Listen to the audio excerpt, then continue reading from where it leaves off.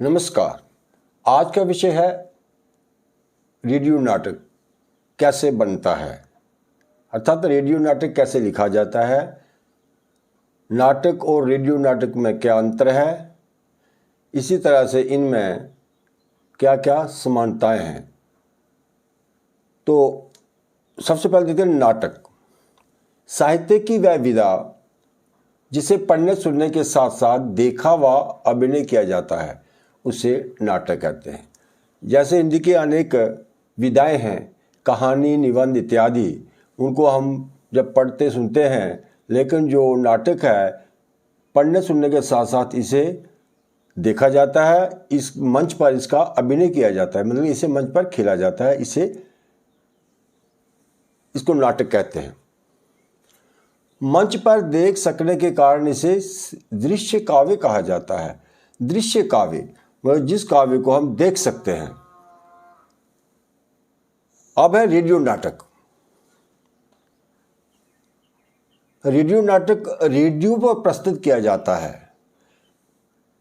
यह साहित्य की विधा है नाटक, जिसे देखने सुनने के कारण दृश्य काव्य भी कहा जाता है।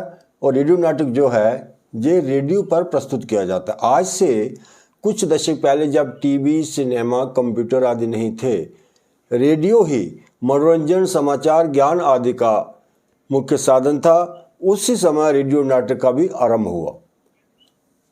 इसकी प्रस्तुति संवादों और ध्वनि प्रभावों द्वारा होती है। यह जो नाटक है इसको हम देखते हैं मंच पर, लेकिन जो रेडियो नाटक है इसको हम देख नहीं सकते, ये श्रव्य माध्यम है। इस कारण इसकी जो प्रस्तुति है ये जो पात्रों के संवाद हैं उनके द्वारा और जो आवाज़ें आती हैं उन्हीं के द्वारा इनकी प्रस्तुति होती है। अब इन दोनों में हम अंतर देखते हैं। सिनेमा, रंगमंच और रेडियो नाटक में समानताएं व अंतर। ये सिनेमा और रंगमंच ये दोनों दृश्य श्रव्य माध्यम है। रंगमंच का अर्थ नाटक ही है, इसके लिए आपने भ्रम नहीं करना है।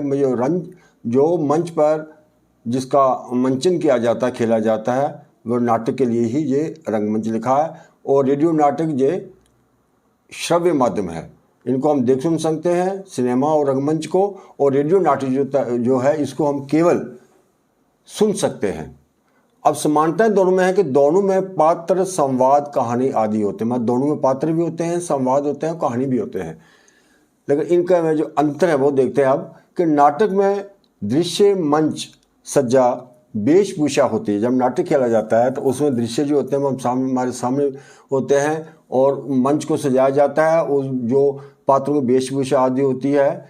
रेडियो नाटक श्रव्य माध्यम है। ये रेडियो नाटक है ये केवल हम सुनते हैं।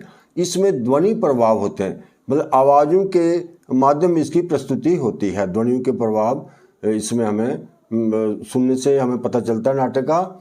जबकि जो नाटक है ये दृश्य श्रव्य माध्यम है। तो दूसरा अंतर, नाटक में वातावरण दिखाया जा सकता है। मतलब जैसे कोई उदासी का माहौल है, कहीं हर्षोल्लास का वातावरण है या कहीं वर्षा हो रही है, वो सब हम देख सकते हैं। जबकि रेडियो नाटक में ध्वनि प्रभाव द्वारा वातावरण निर्माण किया जाता है, यानी कि वहाँ जो पात्रों की आपसी बातचीत के द्वारा वहाँ की जो उदासी या हर्षोल्लास का वो वहाँ हमें पता चलेगा। नाटक में कथा एक्शन प्रधान हो सकती है, जबकि रेडियो नाटक में नहीं। नाटक में किसी प्रकार के एक्शन प्रधान जो कहानी है वो हो सकती है, लेकिन रेडियो नाटक में इस प्रकार की गुंजाइश नहीं रहती। फिर नाटक में पात्र अधिक हो सकते हैं, मतलब पात्रों की जो संख्या है वो अधिक हो सकती है, जबकि रेडियो नाटक में पात्रों की संख्या कम होती है। क्योंकि ज़्यादा रेडियो नाटक में जो पात्र होंगे उनकी आवाज़ फिर पहचाननी कठिन हो सकती है श्रोताओं के लिए।